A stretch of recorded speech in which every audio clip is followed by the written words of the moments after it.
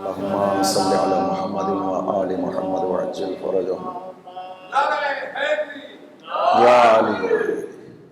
ماہ محرم الحرام خداوند عظیم نے توفیق عطا فرمائی کہ یہ ایام ہمارے مسلسل ذکر سید الشہداء میں بسر ہوں۔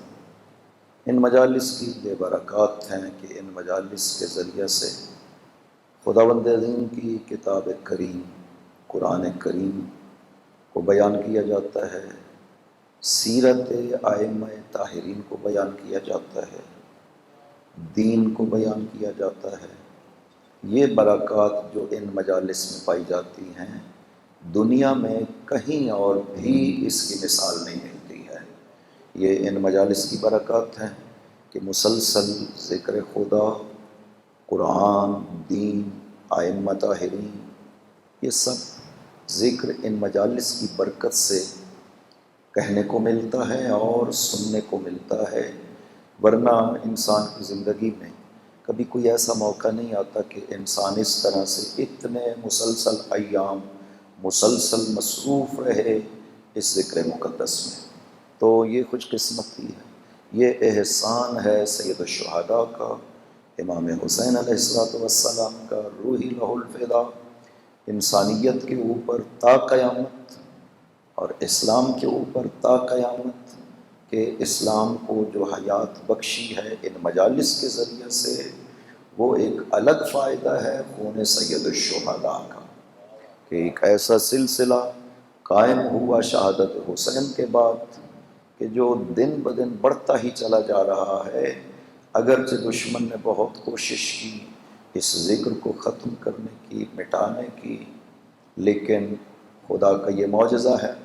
اور وہ جو بات کہی تھی ثانی زہرا نے 11 محرم کو مقتل سے گزرتے ہوئے سید الساجدین سے، کہ یہ آپ کے بابا کا روضہ بنے گا، مزار بنے گا، لوگ زیارت کو آئیں گے اور یہ ذکر تا قیامت باقی رہنے والا ہے۔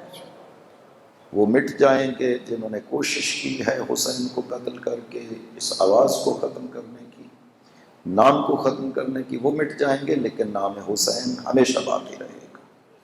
بی بی نے دوسری بات کہی تھی جب خطبہ ارشاد فرمایا تھا دربار یزید میں کہ یا یزید قد قیدک وسع سعیک، تم اپنی جتنی کوشش مرضی ہے کر لو، جتنے ہیلے مرضی ہے بنا لو، واللہ لا تمحو ذکرنا ولا تمیت وحینا، خدا کی قسم نہ تو ہمارے ذکر کو مٹا سکتا ہے نہ ہماری وحی کو ختم کر سکتا ہے۔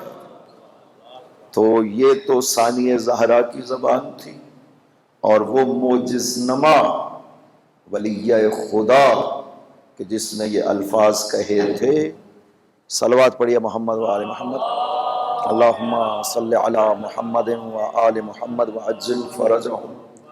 یہ اس ہستی کے الفاظ تھے، ان سے پتہ چلتا ہے کہ آپ کے بارے میں جو امام زین العابدین علیہ السلام اللہم صلی علی محمد و آل محمد ارشاد فرمایا تھا کہ انت واللہ عالم غیر معلمہ و فہم غیر مفہمہ، بھی اماں خدا کی قسم آپ وہ عالمہ ہیں جس کو کسی عام انسان نے علم عطا نہیں کیا ہے، خدا نے عطا کیا ہے، اور آپ وہ فہمیدہ ہستی ہیں کہ جس کو کسی اور نے فہم عطا نہیں کیا ہے۔ یہ فرمان امام، ان فرمان امام کی صداقت کا ثبوت ہے اس بی بی کے وہ کلمات جو آپ نے مقتل حسین نے بھی کہے اور دربار یزید میں بھی کہے۔ عجیب لفظ ہیں کہ واللہ لا تمیت ذکرنا، لا تمحو ذکرنا ولا تمیت وحینا، کہ یزید تم ہمارے ذکر کو مار ہی نہیں سکتے، جو تم چاہتے تھے نا کہ ہمارا ذکر ختم ہو، خدا کی قسم یہ کبھی بھی نہیں ہوگا، نہ ہمارا ذکر ختم ہوگا۔ تم ہماری وحی کو مٹانا چاہتے تھے، خدا کی قسم ہماری وحی کو بھی نہیں مٹا سکو گے۔ بی بی نے اپنی طرف نسبت دے کر کے یہ بتایا کہ ہمارا وہ گھرانہ ہے آل محمد کا گھرانہ کہ جس پر وحی خدا نازل ہوئی ہے۔ نحن اہل بیت النبوہ، ہم اہل بیت نبوت، معدن الرسالہ، ہم ہیں رسالت کی کان، مختلف الملائکہ، ہم ہیں جن پر ملائکہ آتے جاتے ہیں اترتے ہیں، بنا فتح اللہ و بنا یختم، ہمارے ذریعہ سے خداوند عظیم نے ابتدا کی کائنات کی، ہمارے ذریعہ سے ہی خدا کائنات کی انتہا کرے گا۔ اس کا مطلب ہے کہ یہ نام مقدس ان ہستیوں کا ہمیشہ کائنات میں باقی رہنے والا ہے۔ کائنات میں ظالم جتنی کوششیں بھی کر لیں وہ اس نام مقدس کو کبھی مٹا نہیں سکتے ہیں۔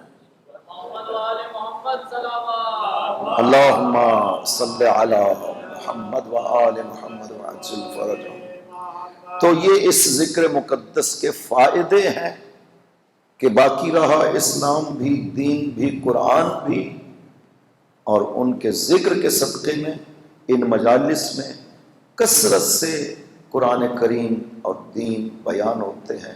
کہیں بھی دنیا میں ایسا نظام کسی کو نہیں مل سکا جو حسین کے صدقے شیعت کو ملا ہے، اور حسین کے ماننے والوں کو ملا ہے کہ ذکر حسین کے ذریعے سے دین کو حیات ملتی ہے۔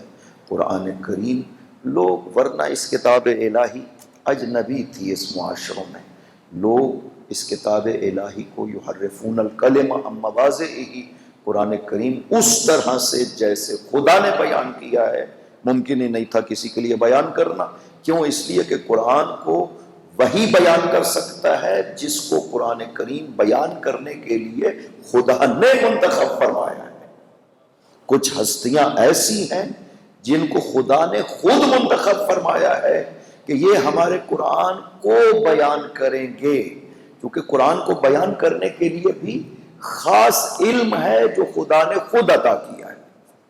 دیکھیے پاک پیغمبر کو خداوند عظیم ارشاد فرماتا ہے وَأَنزَلْنَا إِلَيْكَ الذِّكْرَ لِتُبَيِّنَ لِلنَّاسِ مَا نُزِّلَ إِلَيْهِمْ، پیغمبر ہم نے آپ پہ ایک خاص ذکر نازل کیا ہے۔ کیوں؟ تاکہ اس ذکر کے ذریعے سے آپ لوگوں کو بیان کریں مَا نُزِّلَ إِلَيْهِمْ، جو قرآن ان کی طرف نازل کیا گیا ہے اس میں ہم نے بیان کیا کیا ہے۔ یعنی پیغمبر کو گویا کہ دو طرح کا خداوند عظیم نے علم نازل کیا ہے، ایک قرآن کی شکل میں نازل کیا، دوسرا ایک اور ذکر کی شکل میں خداوند عظیم نے خصوصاً پیغمبر پہ نازل کیا، آل پیغمبر پہ بیان کیا۔ کیوں؟ تاکہ وہ اس علم کے ذریعہ سے قرآن کو بیان کر سکے کہ خداوند عظیم قرآن میں کہنا کیا چاہتا ہے۔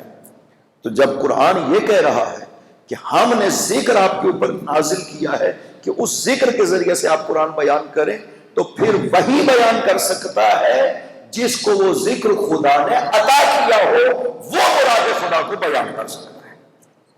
جس کو خدا نے ایسا ذکر دیا ہی نہیں ہے وہ قرآن میں کیسے بیان کر سکتا ہے کہ مراد خدا کیا ہے، خدا کیا کہنا چاہتا ہے؟ اور قرآن کا وہ ذکر صرف پیغمبر اکرم کو عطا نہیں کیا گیا، خدا قرآن میں ارشاد فرماتا ہے ثم اورثنا الکتاب الذی نصطفینا من عبادنا، ہم نے اپنے کتاب کے وارث اپنے وہ بندے قرار دیے ہیں جن کا ہم نے خاص انتخاب کیا ہے، خاص استفا کیا ہے۔ لہٰذا یہ قرآن ہادی ہے، ہمارے پاس یہ ہدایت الہی ہے، لیکن اس قرآن کے ذریعے سے ہدایت الہی وہی کر سکتا ہے جو قرآن کا فہم رکھتا ہو، جو قرآن کو سمجھ سکتا ہو اس طرح جیسے خدا چاہتا ہے بیان کرنا۔ دیکھیں خدا نے صرف الفاظ نہیں اتارے کہ یہ الفاظ ہیں آپ کے پاس، اب آپ کی مرضی ہے اس قرآن کو جیسے آپ بیان کرنا چاہیں۔ ہر فرقہ، ہر شخص قرآن کو اپنے فہم کے مطابق اگر بیان کرنا چاہے تو پھر تو دین بھی متعدد ہو جائیں گے، شریعتیں بھی متعدد ہو جائیں گی۔ کیوں؟ اس لیے کہ ہر شخص کا ایک اپنا نظریہ ہے۔ خود مفسرین کو اٹھا کر دیکھیں، قرآن کریم میں مفسرین نے ایک ایک آیت میں 30 قول نقل کیے ہیں، یہ بھی ہو سکتا ہے، یہ بھی ہو سکتا ہے، یہ بھی ہو سکتا ہے۔ یہ سارے 30 قول کیوں نقل کیے ہیں؟ خدا نے تو یہ نہیں کہا کہ میری مراد جو ہے وہ یہ 30 قول ہے، یہ 30 چیزیں ہیں میری مراد، خدا کی مراد ایک چیز ہے۔ لہٰذا خداوند عظیم سے ہم یہ طلب کر سکتے ہیں، ہم یہ مطالبہ کر سکتے ہیں کہ خداوندہ تیری طرف سے اگر کتاب آئی ہے تو تیری طرف سے کتاب کے ساتھ ایسا معلم بھی ہونا چاہیے جو ہمیں ویسا پڑھائے جیسا تو چاہتا ہے کہ پڑھایا جائے۔ یہ مطالبہ، یہ ذمہ داری ہے خدا بند عظیم کی۔ میں ہمیشہ یہ عرض کیا کرتا ہوں کہ معرفت عطا کرنا یہ خدا کی ذمہ داری ہے۔ ہمیں خلق کیا اس کی ذمہ داری ہے کہ وہ ہمیں اپنی معرفت عطا کرے۔ جن جن چیزوں کی معرفت ضروری ہے خدا کی ذمہ داری ہے کہ ہمیں معرفت عطا کرے۔ آپ دعاؤں میں جو کہا گیا ہے کہ غیبت کے دور میں خصوصی طور پہ آپ یہ دعا کریں کہ اللہم عرفنی نفس، خدایا مجھے اپنی معرفت عطا فرما۔ اس کا مطلب کیا ہے؟ آپ خدا سے کیوں طلب کر رہے ہیں کہ خدایا مجھے اپنی معرفت عطا فرما؟ اس کا مطلب ہے کہ معرفت عطا کرنا خدا کا کام ہے۔ معرفت یعنی کیسے پہچاننا چاہیے، کس ذریعے سے پہچاننا چاہیے۔ اپنے فہم کے مطابق ہم اگر خدا کو سمجھنا چاہیں تو وہ تو قرآن میں کہتا ہے سبحان اللہ عما یصفون، خدا پاک و منزہ ہے ان صفات سے جو لوگ خدا کے لیے بیان کرتے ہیں۔ خدا تو کہتا ہے کہ یہ میرے شایع نشان نہیں ہے صفات، لہذا خدا کو پہچاننے کے لیے بھی خاص معلم ہونے چاہیے جن کو خدا نے خود منتخب کیا ہو اپنی پہچان کروانے کے لیے۔ کتاب خدا کو بھی سمجھنے کے لیے خاص معلم ہونے چاہیے جسے اس نے خود معین کیا ہو کہ یہ آپ کو بتائیں گے۔ کیوں؟ اس لیے کہ میں نے انہیں بتا دیا ہے کہ قرآن میں نے کہا کیا ہے۔ یہ ایک عقلی بات ہے کہ قرآن کریم ہمیں وہی سمجھائے جو مراد خدا کو سمجھتا۔ تو خدا نے تو قرآن میں کہہ دیا کہ میں نے ان ہستیوں کو بتا دیا ہے وہ جو میں نے قرآن میں کہا ہے۔ جب میں نے بتا دیا ہے تو اب صرف یہی آپ کو بتا سکتے ہیں کہ میں نے قرآن میں کیا کہا ہے۔ کوئی بشر اپنی مرضی سے قرآن کو معانی نہیں پہنا سکتا ہے۔ قرآن کتاب ہدایت خدا نے کس لیے بنا کے بھیجی؟ تب کہ اس کے وہ معنی ویسے سمجھے جیسے خدا سمجھانا چاہتا ہے، تبھی تو ہدایت کرے گا۔ اگر آپ معنی اپنی مرضی کے سمجھ لیں، قرآن پھر کیا ہدایت کر سکتا ہے آپ کو؟ کیونکہ آپ نے تو اپنی مرضی کے معنی۔ اور عموماً آپ دیکھتے ہیں یہ فرقوں والے جو ہیں، مختلف فرقوں والے اپنے اپنے فرقوں کی دلیلیں آیتیں لاتے ہیں۔ وہ کہتے ہیں کہ جی یہ آیت اس کا مطلب یہ ہے جو ہم کہتے ہیں، دوسرا فرقہ کہتا ہے کہ نہیں اس کا مطلب یہ ہے جو ہم کہتے ہیں۔ یہ اختلافات کی نوبت کیوں آئی؟ اس لیے کہ آپ نے ان ہادیوں کو نہیں مانا، خدا نے جن کی ذمہ داری یہ لگائی تھی کہ وہ ترجمان خدا ہے، وہ وہی کہیں گے جو خدا بیان کرنا چاہتا ہے۔ آپ نے اس ہدایت کو لینے سے انکار کر دیا تھا۔ ایک بڑی خوبصورت مثال ہے اس کے لیے کہ جس وقت یہ قرآن کریم جو ہے پاک پیغمبر کے بعد ہر کسی نے قرآن اپنے نسخے تیار کر لیے، قبیلوں میں مختلف لوگوں میں نسخے موجود تھے، قبیلے قرآن کو اپنے اپنے لہجوں میں پڑھنے لگے، لفظ بدلنے لگے قرآن کے ان کے لہجوں کی وجہ سے۔ تو یہ اصحاب نے بیٹھ کے مشورہ کیا، مولا امیر بھی شامل تھے، کہ یہ ایک لہجے پہ جمع ہونا چاہیے، لہذا سب کو پابند کرنا چاہیے کہ قرآن کو اسی ایک لہجے میں پڑھیں، اپنے اپنے لہجوں میں قرآن کو نہ پڑھیں۔ لہذا 7 قرآن تیار کیے گئے حکومت کی طرف سے، کمیٹیاں بن گئی، 7 قرآن لکھے گئے، اور 7 بڑے بڑے جو شہر تھے اسلامی ان میں وہ قرآن کا نسخہ ایک ایک بھیجا گیا ان شہروں میں کہ آپ نے قرآن اس کے مطابق پڑھنا ہے۔ اس میں جو ہم نے لفظ لکھے ہیں اپنے لہجوں کے مطابق نہیں پڑھنا، اس میں ہم نے لکھ دیا ہے عرب کا جو رائج طریقہ کار ہے اس کے مطابق یہ الفاظ قرآن ہے، اور آپ کو قرآن ان الفاظ کے مطابق پڑھنا ہے اپنے اپنے لہجوں۔ اس طرح قرآن کو انہوں نے محفوظ کر دیا تاکہ الفاظ بدل نہ جائیں، ورنہ آج ہمیں پتہ نہ چلتا کہ قرآن کریم میں خداوند عظیم نے یہ لفظ کیسے نازل کیا تھا، کیونکہ ایک عرب اس طرح پڑھ رہا ہے، دوسرا عرب اس طرح پڑھ رہا ہے، تیسرا اس طرح پڑھ رہا ہے، تو تبدیل ہو جاتے ہیں لفظ۔ اس کی حفاظت کے لیے قرآن کے یہ نسخے تیار ہوئے، اور 7 نسخے تھے، ایک مدینہ میں رکھا گیا، اس کو مصحف امام کہا گیا، اور باقی 6 بڑے بڑے شہروں میں قرآن بھیجے گئے۔ لیکن حکومت نے ایک اور کام بھی کیا، حکومت نے صرف قرآن نہیں بھیجا، حکومت نے ہر قرآن کے نسخے کے ساتھ ایک اپنی طرف سے قاری بھیجا کہ وہ تمہیں سنائے گا کہ ہم نے جو اس میں لفظ لکھے ہیں انہیں پڑھنا کیسے ہے۔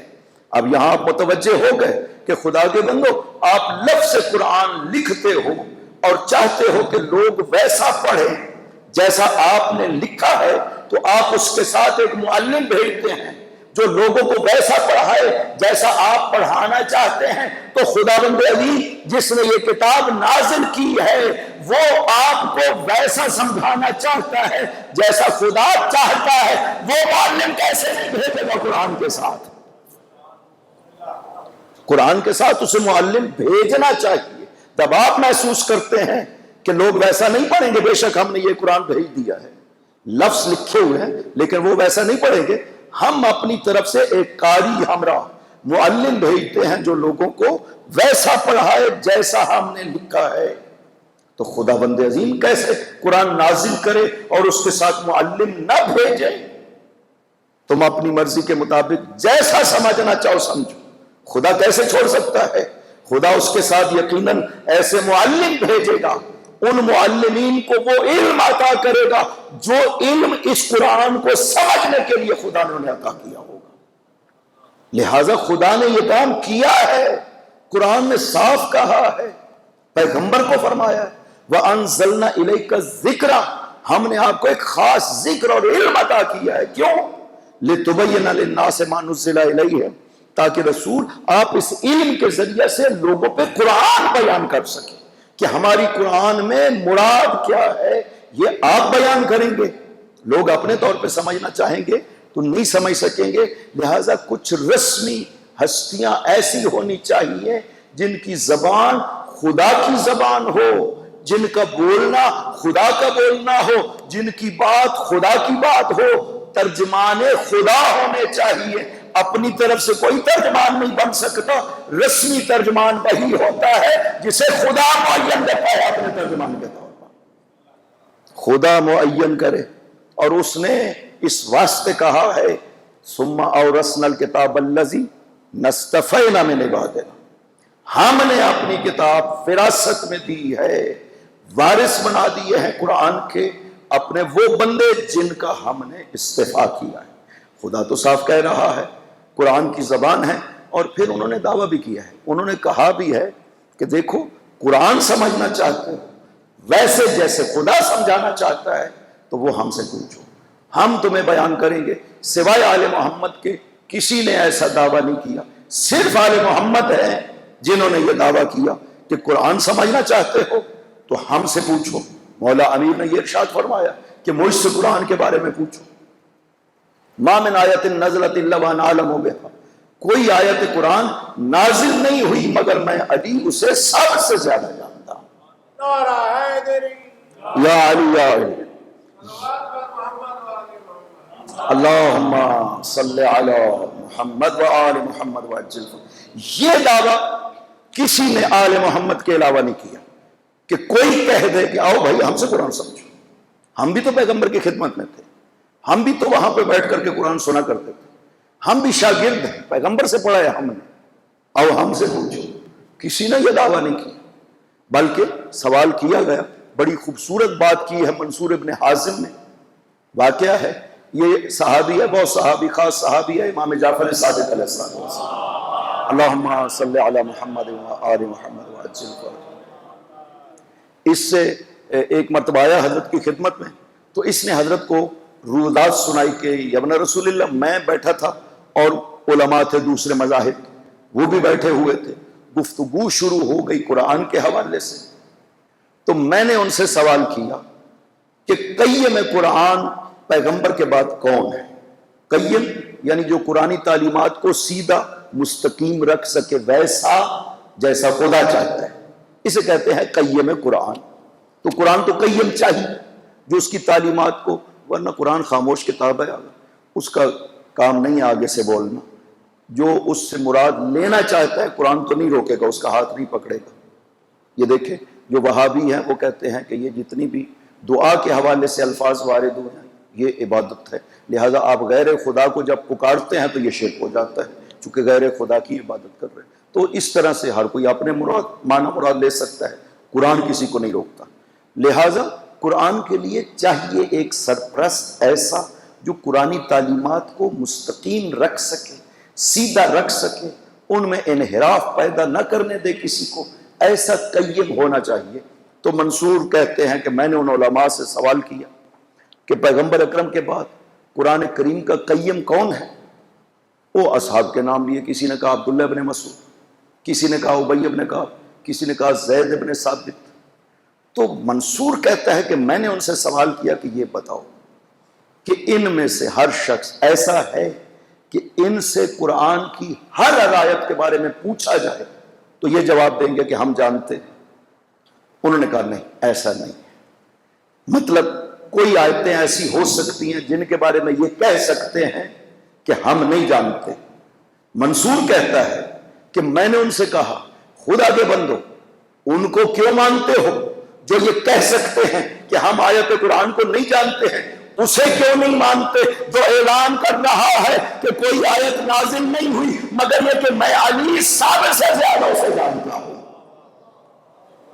اور مجھ سے پوچھو قرآن کے بارے میں چونکہ ہر آیت کو سب سے بہتر جانتا ہوں، تو اسے کہیے میں قرآن کیوں نہیں مانتے؟ ان کو کیوں مانتے ہو جو کہہ سکتے ہیں کہ ہم نہیں جانتے؟ یہ فضل صرف اور صرف آل محمد میں پایا جاتا ہے کہ وہ کہتے ہیں کہ ہم سے قرآن کے بارے میں پوچھو، ہم قرآن کو سب سے زیادہ جانتے ہیں۔ اور پھر دعویٰ کیا کہ کوئی آیت بھی قرآن کی نازل ہوئی ہے، ہم ہر آیت کو جانتے ہیں، مکہ میں، مدینہ میں، گھر میں، باہر، تنزیل، تعویل، یہاں تک کہا تنزیل قرآن بھی جانتے ہیں، تعویل قرآن بھی جانتے ہیں۔ یہ دعویٰ کون کر سکتا ہے سوائے ان ہستیوں کے کہ جن کو خداوند عظیم نے خصوصیت کے ساتھ قرآن کے لیے معلم بنا کر کے اس کائنات میں بھیجا ہے۔ یہی وجہ ہے کہ پیغمبر نے مسلم حدیث میں ارشاد فرمایا ہے انی تارکن فیکم الثقلین، کتاب اللہ وعطرتی اہل بیت، یہ میں دو ثقل چھوڑ رہا ہوں تمہارے بیچ میں، اللہ کی کتاب ہے اور میری عطرت اہل بیت ہے، لن یفترقا، یہ کبھی ایک دوسرے سے الگ نہیں ہوں گے، یہاں تک کہ حوض کوثر پہ پہنچے۔ اور معصوم نے ارشاد فرمایا ہے کہ ہم قرآن کے ساتھ ہیں، قرآن ہمارے ساتھ ہے، لا نفارقہ ولا یفارقنا، نہ ہم قرآن سے جدا ہوتے ہیں نہ قرآن ہم سے جدا ہوتا ہے۔ اس کا مطلب ہے کہ امت اگر قرآن کو سمجھنا چاہتی ہے تو امت کو آل پیغمبر کی ضرورت ہے، اس کے بغیر قرآن کو نہیں سمجھ سکتے۔ قرآن ہاتھی بھی نہیں بن سکتا جب تک ساتھ معلم الہی موجود نہ ہو۔ قرآن تو خود کہہ رہا ہے، قرآن کا تو یہ دعویٰ ہے ان ھذا القرآن یہدی للتی ہی اقوم، یہ قرآن آپ کو ہدایت کرتا ہے اس راستے کی جو مضبوط ترین راستہ ہے، جس میں کوئی شک و شبہ نہیں۔ قرآن نے تو کہا ہے کہ میرا کام ہے آپ کو راستہ دکھانا، اس کو قبول کرنا، اس راستے پہ چلنا، یہ آپ کا کام ہے، میرا کام ہے وہ راستہ دکھانا۔ لہذا قرآن نے قطعاً یہ دعویٰ نہیں کیا کہ حسبنا کتاب اللہ، یہ کتاب الہی تمہارے لیے کافی ہے، تمہیں کسی اور چیز کی ضرورت نہیں ہے۔ کتاب الہی کیسے کافی ہو سکتی ہے؟ آپ 2 رکعت نماز اگر قرآن سے پڑھنا چاہیں تو نہیں پڑھ سکتے۔ سب سے بڑی عبادت تو یہی نماز ہے ہمارے پاس، مسلمانوں کے پاس۔ آپ کہیں نا کہ میں صرف قرآن کو مانوں گا، کسی اور چیز کو نہیں مانوں گا، اب 2 رکعت نماز کسی بھی مسلمان سے کہیں، جتنا بڑا بھی اپنے آپ کو قرآن کا عالم کہتا ہو، اسے کہیں کہ 2 رکعت نماز قرآن کریم سے پڑھ کر کے دکھاؤ، نہیں ہے جب خدا نے بیان ہی نہیں کیا، قرآن میں حکم بیان کیا ہے۔ یہ کام کس کا ہے بیان کرنا کہ نماز کیسے پڑھنی؟ قرآن کہتا ہے نماز واجب ہے تمہارے اوپر، پڑھو۔ قرآن کہتا ہے روزہ واجب ہے تمہارے اوپر، رکھو، کیسے رکھنا ہے؟ قرآن کہتا ہے حج تمہارے اوپر واجب ہے، کرو، کیسے کرنا ہے؟ یہاں پہ معلم الہی کی ضرورت پڑتی ہے کہ اس قرآن کی تعلیم کو ایک معلم الہی چاہیے جو خدا کی مرضی کو سمجھتا ہو، جو خدا کے حکم کو سمجھتا ہو، وہ ہمیں بیان کرے گا کہ اگر قرآن کہتا ہے نماز پڑھو تو خدا کی نظر میں نماز ہے کیسی، پڑھنی کیسی ہے۔ یا علی یا علی، وہ ہستی معلم الہی بیان کرے گی۔ لہذا قرآن کا تو پہلا سورہ فاتحہ ہے، اس میں آپ کو تو یہ کہا گیا سیدھا سامنا، اہدنا الصراط المستقیم، خدا بندہ ہمیں صراط مستقیم کی ہدایت عطا فرما۔ صراط الذین، یہ راستہ ہے ان ہستیوں کا جن میں یہ صفات پائی جاتی ہے۔ تو خدا نے تو آپ کو بھیجا ہے کچھ ہستیوں کی طرف، خدا نے تو یہ نہیں کہا کہ یہ قرآن میں جو کچھ بیان ہوا ہے بس وہی تمہارے لیے کافی ہے، وہی ہدایت ہے۔ نہ، قرآن تو آپ کو بھیج رہا ہے کچھ ہستیوں کی طرف کہ ان ہستیوں کے پاس جانا، جو راستہ وہی بیان کرے، اسی راستے پہ چلنا، وہی راستہ صراط مستقیم ہوگا۔ قرآن تو صاف کہہ رہا ہے، یہ تو پہلا سورہ ہے قرآن کریم کا، قرآن نے تو صاف کہہ دیا کہ بھائی آپ کو جس راستے پہ چلنا ہے، چونکہ یہ سورہ حمد پہ خاص توجہ کرنی چاہیے۔ آپ خدا کی بارگاہ میں کہتے ہیں، عرض کرتے ہیں ایاک نعبد و ایاک نستعین، خدایا ہم صرف تیری عبادت کرتے ہیں، صرف تجھی سے مدد مانگتے ہیں۔ ساتھ ہی آگے سے عرض کرتے ہیں اہدنا الصراط المستقیم، یعنی یہ جو دعوے میں نے دو کیے ہیں کہ صرف تیری عبادت، صرف تیری سے مدد، استعانت، یہ دو دعوے اسی جملے میں آپ خدا سے مانگ لیتے ہیں۔ خدایا تیری مدد ہونی چاہیے، تیری ہی مدد کے ذریعے سے مجھے راستہ پتہ چلے گا جس راستے پہ چلنا ہے۔ خدایا تیری عبودیت ہونی چاہیے، تیری عبودیت صرف اور صرف اس راستے پہ چلنا ہے جسے تو میرے لیے معین کرے گا، اور راستہ ہی کوئی نہیں آپ کے پاس۔ تو عبودیت خدا، استعانت خدا سب سے بڑی اسی جملے میں پتہ چل جاتا ہے، خدایا میں صرف تیری مدد کروں، صرف تیری عبودیت چاہتا ہوں، مجھے راستہ دکھا۔ یعنی یہاں تیری استعانت کا سب سے بڑا مصداق، تو اس سے مدد میں مانگ رہا ہوں، میرے لیے راستہ معین فرما دے، جس راستے پہ تو راضی ہے، جو مجھے تجھ تک پہنچائے، مجھے وہ راستہ تو مدد فرما اس راستے کے لیے۔ وہی راستہ تیری عبودیت ہے۔ اس کا مطلب ہے اب عبودیت خدا کا آپ اعتراف تو کر رہے ہیں، یہ تبھی ہو سکتا ہے کہ آپ اس راستے کو مانیں جو خدا آپ کو بیان کر رہا ہے۔ اگر اس راستے کو نہیں مانیں گے جو خدا نے بیان کیا ہے، اس کا مطلب ہے آپ نے خدا کی عبودیت کا انکار کر دیا ہے۔ خدا کی عبودیت ہی تب ہو سکتی ہے کہ آپ وہ راستہ، چونکہ صرف اور صرف عبودیت خدا ایک ہی راستہ ہے کہ صراط مستقیم پہ چلے۔ اتنی اہمیت ہے صراط مستقیم کہ خدا کی عبودیت صرف اور صرف یہی ہو سکتی ہے کہ آپ صراط مستقیم پہ چلے، ورنہ عبودیت خدا ہو ہی نہیں سکتی۔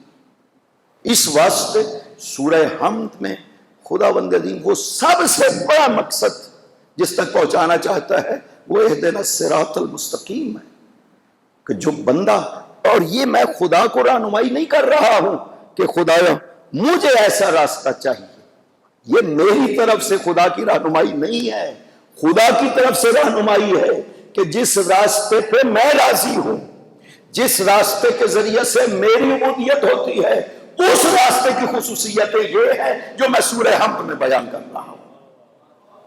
یہ رہنمائی اس کی طرف سے۔ اب یہ آیتیں ہیں تو قرآن کا حصہ، کوئی ہم نے تھوڑی کہی ہے خدا کی بارگاہ میں کہ بندہ دعا کرتا ہے خدا کہے کہ تم اپنے لیے راستے کی دعا کرو، ہم خدا کی بارگاہ میں عرض کریں کہ خدایا ہمیں ایسا راستہ چاہیے کہ جس راستے کی صفات یہ ہو۔ نہ، یہ آیتیں ہیں اسی سورہ حمد میں نازل ہوئی، یہ 7 نمبر آیت ہے سورہ حمد کی، 7ویں آیت۔ سورہ حمد بسم اللہ سمیت 7 آیتوں پہ مشتمل ہے۔ السبع المثانی سورہ حمد کو کہا گیا ہے، یعنی 7 آیتوں پہ مشتمل ہے۔ یہ 7ویں آیت خدا نے ارشاد فرمائی ہے، سورہ حمد میں نازل کی ہے خدا بند عظیم نے۔ اس میں وہ ہمیں رہنمائی کر رہا ہے کہ مجھ سے مانگو ہدایت اس راستے کی جس راستے کی پہچان میں نے تمہیں سورہ حمد میں کروا دی۔ یعنی خدا کتنا مہربان ہے انسانوں کے اوپر کہ راہ عبودیت بیان کر رہا ہے، کیونکہ خدا کا کام ہے، وہ ہمیں بیان کرے گا راہ عبودیت کیا ہے۔ خدا بندہ کس طریقے سے ہم تیرے عبد بن سکتے ہیں، کس طریقے سے ہم تیری عبودیت کر سکتے ہیں۔ اس نے کہا اس کا طریقہ یہ ہے کہ تم مجھ سے ایک ایسے راستے کی ہدایت طلب کرو جو صراط مستقیم ہے. صراط مستقیم تو آپ اردو میں ترجمہ کرتے ہی رہتے ہیں, سیدھا راستہ. انسان کی ایک ابتدا ہے اور ایک انتہا ہے. وہ آپ کہتے ہیں نا انا للہ و انا الیہ راجعون, یہ ابتدا, خدا سے یہ ابتدا اور خدا تک کی انتہا. یہ بیچ میں آپ کو سفر طے کرنا ہے, تو جو سیدھا خدا تک پہنچائے نا راستہ, اس نقطہ ابتدا سے لے کر انتہا تک جو بالکل سیدھا راستہ ہو, اسے صراط مستقیم کہتے ہیں. کوئی اور اس میں ادھر ادھر کے راستے شامل نہیں ہونے چاہیے. خدا نے پورے قرآن کریم میں صراط کو جمع کی صورت میں استعمال نہیں کیا, مفرد کی صورت میں استعمال کیا ہے. ہم انشاءاللہ بیان کریں گے کہ یہ جو صراط مستقیم ہے اس کی خصوصیتیں کیا ہیں. اپنی طرف نسبت دیتا ہے, اپنا راستہ کہتا ہے, نبی کا راستہ کہتا ہے, انبیاء کا ذکر کرتا ہے, ان کا راستہ کہتا ہے. اس کی خصوصیتیں کیا ہے, اس کی پہچان کیا ہے؟ چونکہ سب سے بڑی طلب ہماری خدا سے یہی ہے, چونکہ خدا تک پہنچنے کا طریقہ صرف یہی ہے کہ آپ کو صراط مستقیم پہ چلنا ہے. اس سے صراط مستقیم کی اہمیت کا پتہ چل جاتا ہے کہ اس میں اختلاف نہیں ہونا چاہیے. اور اس کو خدا نے اتنا کھول کے بیان بھی اسی لیے کیا ہے تاکہ آپ اختلاف نہ کریں, کیونکہ کوئی اور راستہ ہی نہیں ہے آپ کے پاس عبودیت خدا کا, صرف اور صرف صراط مستقیم پہ چلنا. آپ کی ذمہ داری ہے صراط مستقیم کو پہچانیں تاکہ اس راہ خدا پر چل سکیں. قرآن کریم نے یہی کام کیا ہے. قرآن جو کتاب ہدایت ہے نا, خدا کہتا ہے کہ یہ ہدایت متقین کے لیے, اس کا مطلب یہی ہے قرآن نے راستہ دکھایا ہے. قرآن خود نہیں کہتا کہ میں ہوں تو بس کافی ہے, جیسے یہ نعرہ بلند کیا گیا حسبنا کتاب اللہ, ہمارے لیے کتاب خدا کافی ہے. نہیں, وہ نعرہ غلط تھا. قرآن قطعاً یہ نہیں چاہتا ہے. قرآن اسی آیت میں حاضر قرآن یہتی للتی ہی اقوم, للتی یعنی طریقہ, راستہ. خدا اس قرآن کے ذریعے سے آپ کو اس راستے کی ہدایت کرتا ہے جو مضبوط ترین راستہ ہے, اس پہ چلے. لہٰذا عبودیت الہی کی خاطر ہماری ذمہ داری ہے صراط مستقیم کو پہچانے. خدا کی ذمہ داری تھی کہ ہمیں صراط مستقیم کی پہچان عطا کرے. خدا نے واقعاً قرآن کریم میں, یہ معجزہ ہے خدا کا, قرآن کریم میں صراط مستقیم کو اس انداز میں بیان کیا ہے کہ انسان حیرت زدہ رہ جاتا ہے کہ اس میں تو کوئی شک و شبہ ہونا ہی نہیں چاہیے. پھر بیان بھی کر دیا کہ دیکھو یہ جو صراط مستقیم ہے اسی پہ چلنا یہی ہدایت ہے. وَلَا تَتَّبِعُوا السُّبُلَ أَنَّ هَٰذَا صِرَاطِي مُسْتَقِيمًا فَاتَّبِعُوهُ, یہ میرا سیدھا راستہ ہے, اس کی اتباع کرنا. وَلَا تَتَّبِعُوا السُّبُلَ فَتَفَرَّقَ بِكُمْ عَنْ سَبِيلِهِ, دوسرے راستوں پہ مت چلنا کہ وہ تمہیں راہ خدا سے ہٹا دے.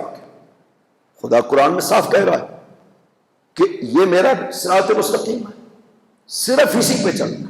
فَاتَّبِعُوهُ, اسی پہ چلنا, اسی کی اتباع کرنا. یہ جو صراط مستقیم میں نے کہا ہے, میری طرف نسبت رکھتا ہے, صرف اسی پہ چلنا. وَلَا تَتَّبِعُوا السُّبُلَ, مختلف راستوں پہ مت چلنا. کیوں؟ فَتَفَرَّقَ بِكُمْ عَنْ سَبِيلِهِ, یہ تمہیں راہ خدا سے بھٹکا دیں گے. اس کا مطلب ہے شیطان نے بھی کہا تھا, اور راستے بہت سے موجود ہیں. صراط مستقیم کے ساتھ مختلف شاخیں نکلتی ہیں جن پہ شیطان بیٹھے ہوئے ہیں.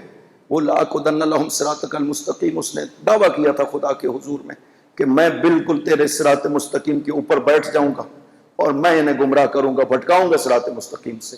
تو یہاں پہ دو ہو گئے, ایک طرف سے خداوند عظیم, ایک طرف سے شیطان. خدا کہتا ہے صرف میرے راستے پہ چلنا, اسی کی اتباع کرنا. شیطان کہتا ہے کہ اور راستے میں نے تمہیں دکھا دی ہیں, تم ان پہ چلنا. اب دیکھو جو ان راستوں پہ چلے گا, خدا کہتا ہے میرے راستے سے بھٹک جائے گا. لہٰذا خداوندہ اگر تو یہ چاہتا ہے کہ ہم صرف تیرے راستے پہ چلیں اور بھٹکے نہیں تیرے راستے سے, تو پھر ہمیں پہچان بھی تو عطا کر کہ وہ تیرا راستہ ہے کیسا.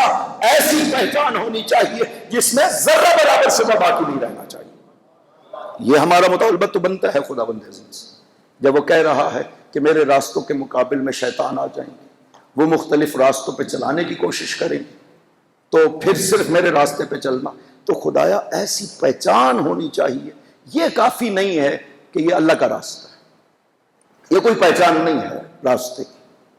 تو جتنے بھی آپ کو پتہ ہے، شیطان بھی، ناج البلاغہ میں مولا امیر نے یہ ارشاد فرمایا ہے کہ شیطان بھی جب آتا ہے نا باطل کو پیش کرتا ہے تو اسے حق کی شکل میں پیش کرتا ہے، تبھی تو لوگ گمراہ ہوتے ہیں اور اس کی بات کو مانتے ہیں۔ لیکن اگر باطل کو باطل کی شکل میں پیش کیا جائے پھر کوئی نہیں مانتا ہے۔ باطل کو حق کی شکل میں بنا کر پیش کیا جاتا ہے تبھی تو مانا جاتا ہے۔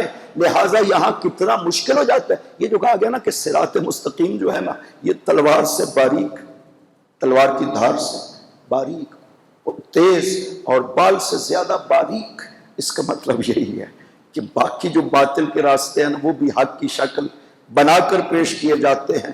آپ انسان سوچ سکتا ہے کہ بڑے بڑے عنوان اگر پیدا ہو جائیں، امام حق بنایا جائے، جب تک کسی کو جو امام مانا جا رہا ہے اسے امام حق نہیں بنائیں گے تب تک کوئی اسے امام نہیں مانے گا۔ یہی دعویٰ کیا جائے گا کہ یہ امام حق ہے تبھی تو لوگ اسے مانیں گے۔ کوئی کہے کہ یہ باطل کا امام ہے کوئی نہیں مانے گا۔ لہٰذا جب باطل بھی پیش کیا جاتا ہے تو وہ حق کی شکل لیتا ہے تبھی لوگ اس باطل کو قبول کرتے ہیں۔ تو خود یہ آپ کی بہت بڑی انسان کی آزمائش بن جاتی ہے کہ انسان وہ باطل جو حق کا لبادہ اوڑھ کے آ گیا ہے اس کے اندر سے حق کو کیسے پہچانے، یہ سب سے مشکل مرحلہ ہے۔ تو خداوند عظیم نے اس ذمہ داری کو، جو ہمارا مطالبہ تھا خداوند سے کہ خدایا تو ہمیں حق کی پہچان عطا کر تاکہ ہم اس حق پہ چل کر تیرے صراط مستقیم کو طے کر سکیں۔ حق کی پہچان ہمیشہ جو کروائی گئی ہے صفات کے ساتھ نہیں کروائی گئی، کیونکہ یہ عرض کر رہے ہیں کہ صفات ہی تو باطل کے اوپر لاگو کی جاتی ہیں حق کی، کہ یہ بھی حق ہے، اس طرح نہیں پہچانا جاتا۔ پہچانا اگر جا سکتا ہے تو شخصیات کے ذریعے سے پہچانا جاتا ہے، پھر کوئی شک و شبہ باقی نہیں رہتا۔ یہی وجہ ہے کہ پیغمبر نے یہ ارشاد فرمایا ہے الحق مع علی و علی مع الحق، اگر الحق کا ہے سمادارا علی، حق علی کے ساتھ ہے، علی حق کے ساتھ ہے، خدایا حق کو ادھر پھیرتا جدھر علی جائے۔ یا علی یا علی، دیکھیں شخص کے ذریعے سے پہچان کروائی، صفات کے ذریعے سے نہیں پہچان کروائی کہ حق کی صفت یہ ہے کہ باطل کے سامنے کبھی سر نہیں جھکائے گا، حق کی صفت یہ ہے کہ ہمیشہ اوپر رہے گا، یہ صفات ہے حق کی جو بیان کی۔ الحق کو یعلو ولا یعلى، حق بلند رہتا ہے، کوئی چیز حق کے اوپر بلند نہیں ہوتی ہے۔ باطل جو ہے وہ بعض دفعہ اوپر چلا جاتا ہے لیکن وہ پھر نیچے آ جاتا ہے، باطل کی خصوصیت یہی ہے۔ ایک خصوصیت حق کی ذکر کی گئی ہے قل جاء الحق وزهق الباطل ان الباطل کان زہوقا، کہو حق آ گیا اور باطل بھاگ گیا، بے شک باطل بھاگنے والا ہے۔ لیکن یہ ایک مرتبہ ہوگا نا، ورنہ تاریخ میں کبھی حق غالب آ جاتا ہے کبھی باطل غالب آ جاتا ہے، پوری تاریخ شاہد ہے۔ وہ ایک ہی مرتبہ ہوگا جب ہمارے مولا آ کر تشریف لے آئیں گے، پھر باطل ایسا بھاگے گا کہ کبھی حق کے مقابل کھڑا نہیں ہو پائے گا، وہ صرف ایک ہی مرتبہ ہوگا۔ لہذا ایسی صفات سے نہیں پہچان سکتے، پہچانا جائے گا تو شخصیات کے ذریعے سے پہچانا جائے گا، پھر کوئی شک و شبہ نہیں ہو سکے۔ کیوں؟ اس لیے کہ ایک شخصیت کو جب حق کا معیار بنا دیا گیا تو اس کا مطلب ہے جہاں جہاں یہ شخصیت ہوگی حق وہیں پر ہوگا۔ اب کوئی شک و شبہ پیدا ہی نہیں ہو سکتا کہ یہاں پہ یہ شخصیت ہے، پتہ نہیں حق ہے یا نہیں ہے۔ پیغمبر نے تو پہچان بیان کر دی۔ یہاں پہ ایک سوال کیا گیا علامہ امینی سے، علامہ امینی صاحب الغدیر، وہ شام میں تھے، تو کہتے ہیں وہاں ایک شامی عالم نے مجھ سے ایک سوال کیا تھا کہ یہ حدیث جو مولا علی کے بارے میں آپ فرماتے ہیں، یہ حدیث عمار کے بارے میں بھی موجود ہے کہ ابن سمیہ مع الحق والحق مع ابن سمیہ، کہ سمیہ کا بیٹا جناب عمار حق کے ساتھ ہے اور حق ان کے ساتھ ہے۔ علامہ امینی نے فرمایا کہ یہ دونوں حدیثیں صرف یہ جملے نہیں ہیں، دونوں میں ایک دوسرا جملہ بھی ہے، اس پہ توجہ کرنی چاہیے۔ وہ جو عمار والی حدیث ہے اس میں پیغمبر نے فرمایا کہ عمار یدور مع الحق، حق عمار کے ساتھ ہے، عمار حق کے ساتھ ہے، عمار ہمیشہ ادھر جاتا ہے جدھر حق جاتا ہے۔ وہاں یہ کہا گیا جو مولا علی کی حدیث ہے اس میں کہا گیا کہ علی حق علی کے ساتھ ہے، علی حق کے ساتھ ہے، یہ نہیں فرمایا علی ادھر جاتا ہے جدھر حق جاتا ہے، فرمایا حق ادھر جاتا ہے جدھر علی جاتا ہے۔ یا علی یا علی۔ لہذا خداوند عظیم نے حق کی پہچان کتنا آسان سانچہ دے دیا ہمارے نبی کہ حق کو پہچاننا ہو، علی جو موجود ہے، آل محمد جو موجود ہے، یہ عظمت الحق، یہ زمام حق ہے، حق ان کے ہاتھ میں ہے۔ لہذا ہمیشہ جہاں پر آل محمد ہوں گے حق وہیں پر ہوگا، جہاں پر علی ہوں گے حق وہیں پر ہوگا۔ حق کو پہچانا جائے گا علی کے ذریعے سے، نہ کہ علی کو پہچانا جائے گا حق کے ذریعے سے۔ یہ کتنی آسان پہچان ہے، اب کوئی شک و شبہ نہیں کر سکتا کہ مجھے حق کی پہچان نہیں رہی۔ نہ، جب پیغمبر نے فرما دیا کہ علی کے ذریعے سے حق کو پہچاننا، تو اب علی جہاں پر بھی موجود ہوں گے، کوئی فرق نہیں کرتا، تخت خلافت پر تشریف فرما ہو یا زمین پر تشریف فرما ہو، گھر میں بیٹھے ہوں یا میدان میں ہوں، جہاں جہاں پر جس کے مقابل میں یہ بھی فرق نہیں پڑتا، عمرو بن عبد الوہاب مرد کے مقابل میں ہو یا کسی اور کے مقابل میں، پیغمبر نے تو معیار دے دیا ہے حق کو پہچاننے کا کہ حق علی کے ساتھ ہے، علی جہاں پہ جس کے مقابل میں بھی جائے حق علی پہ ہوگا اور باطل مقابل علی کے ساتھ ہوگا، یہ پہچان ہے۔ لہذا ہمارے پاس سب سے بہترین پہچان شخصیات ہے کہ شخصیت کے ذریعے سے پہچانا جائے۔ کل سے ہم انشاءاللہ اپنی گفتگو یہاں سے شروع کریں گے کہ خداوند عظیم نے صراط مستقیم کی ہمیں پہچان عطا کی ہے قرآن کریم میں۔ کیسے عطا کی؟ جیسے میں نے آئیے مثال ذکر کی ہے کہ حق کی پہچان بھی خدا نے ہمیں عطا کی ہے، لیکن حق کی صفات کے ذریعے سے نہیں بلکہ شخصیت کے ذریعے سے کہا حق کو پہچاننا، اس میں کبھی شک و شبہ پیدا نہیں ہوگا۔ صراط مستقیم بھی اسی طرح سے خداوند عظیم نے ہمیں قرآن میں پہچان کروائی ہے کہ صراط مستقیم کو کیسے پہچانا جائے گا۔ یہ صراط مستقیم آل محمد کی ہستیاں تھی کہ خداوند عظیم نے چاہا کہ لوگ راہ آل محمد پہ چلیں، لہذا کبھی کہا ان کی مودت تم پر واجب قرار دی گئی، کس لیے؟ آپ کی خاطر، اس لیے آل محمد کا کوئی فائدہ، ساری دنیا اگر آل محمد سے محبت کرنے لگے تو ان کے مقام میں کوئی اضافہ نہیں ہوگا، دنیا کو فائدہ پہنچے گا محبت آل محمد سے، لیکن آل محمد کے مقام میں ذرہ برابر بھی فرق نہیں پڑے گا۔ ساری دنیا دشمن بن جائے آل محمد کی، ان کے مقامات میں کوئی کمی نہیں واقع ہوگی کہ نعوذ باللہ خدا کہے کہ چونکہ ساری دنیا تمہاری دشمن ہو گئی لہذا میں نے آپ سے مقامات چھین لیے، نہ، ان کی ذاتی خصوصیات خدا نے عطا کی ہے، لہذا ساری دنیا مان لے تب بھی کوئی نہیں فرق پڑتا، اور ساری دنیا انکار کرتے تب بھی کوئی فرق نہیں پڑتا۔ خداوند عظیم اپنی خدائی کے بارے میں یہی کرتا ہے کہ ساری دنیا مجھے خدا مان لے تو کیا فرق پڑ جانا، خدا کی الوہیت، عبودیت، خالقیت، رازقیت، ربوبیت، کیا فرق پڑ جائے، ساری دنیا۔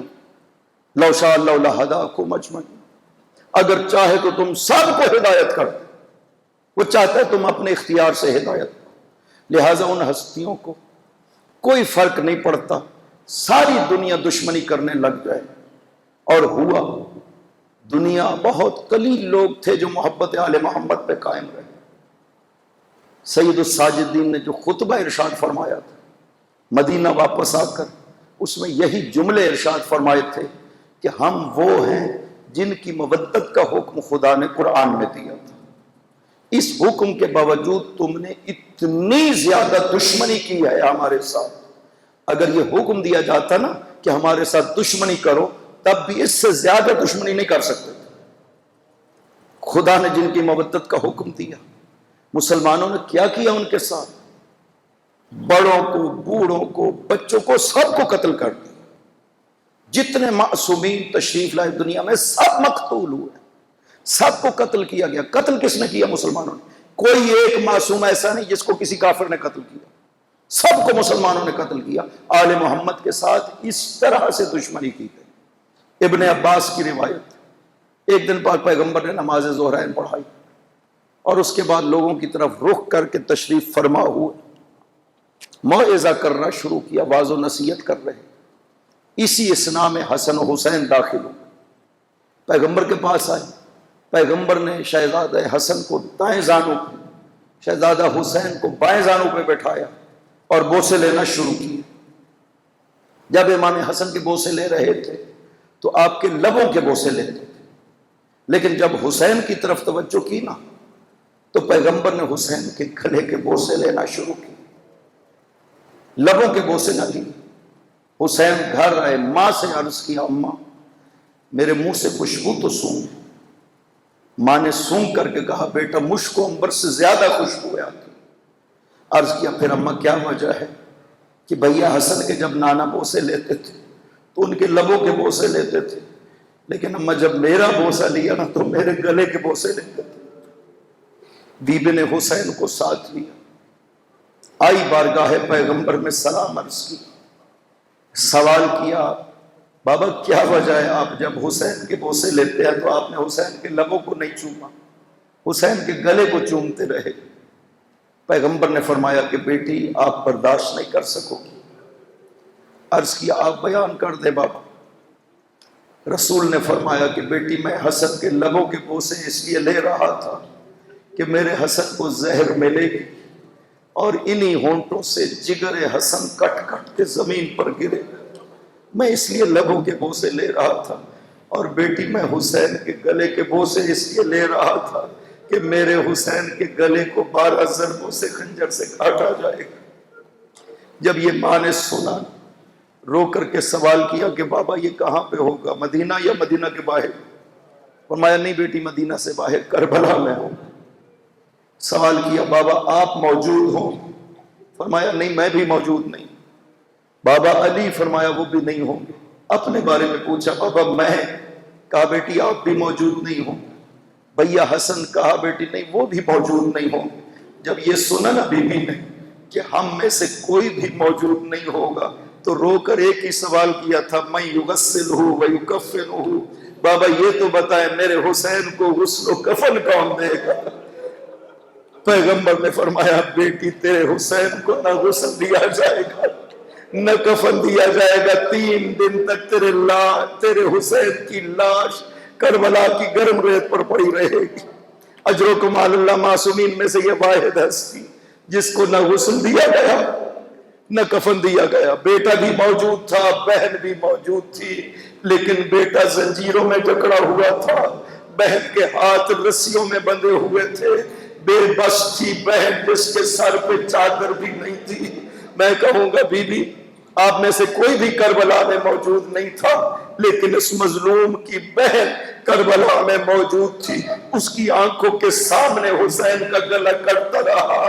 آپ کی بیٹی لوگوں کو کہتی رہی، تلے زینبیہ پہ جب آئی نا علی کی بیٹی، عجیب منظر دیکھا کہ حسین زمین کربلا پہ لیٹے ہوئے ہیں، زمین کربلا خون حسین سے سرخ ہو چکی ہے، وہ شمر و جالس علی صدرہ، اور شمر سینہ حسین پر بیٹھا ہوا ہے، شمر کے ہاتھ میں خنجر ہے، گلے کو کاٹنا چاہتا ہے۔ جب یہ منظر دیکھا علی کی بیٹی نے ایک مرتبہ بلند آواز سے شامیوں کو کہا، اور شامیوں یہ نواز رسول ذبح کیا جا رہا ہے، کوئی تو مدد کرے اس کی، لیکن کسی نے جواب نہ دیا۔ دوسری آواز عمر ابن سعد کو دے کر کے کہا، عمر ابن سعد تو دیکھ رہا ہے حسین ذبح کیا جا رہا ہے۔ یہ جتنا بھی سنگ دل تھا اس کی آنکھوں سے آنسو بہہ نکلے، رخ پھیر لیا، اور اپنے ایک دستور ہے جب کوئی عورت بے بس ہو جاتی ہے نا تو اپنے ہاتھوں کو ایسے اپنے سر پہ رکھ لیتی ہے، اور علی کی بیٹی نے جب محسوس کیا کہ میں بے بس ہو گئی، اپنے حسین کو نہیں بچا پاؤں گی، اپنے ہاتھوں کو سر پہ رکھا، مدینہ کی طرف رخ کر کے نانا سے عرض کیا، نانا آئیے کربلا میں میرا حسین ذبح ہو گیا، اور 12 ضربوں سے حسین کا گلا کاٹا گیا۔ ایک مرتبہ کربلا میں آواز آئی، قد قتل الحسین کربلا، اور میرے حسین کربلا میں ذبح ہو گئے۔ وَسَيَعْلَمُ الَّذِينَ ظَلَمُوا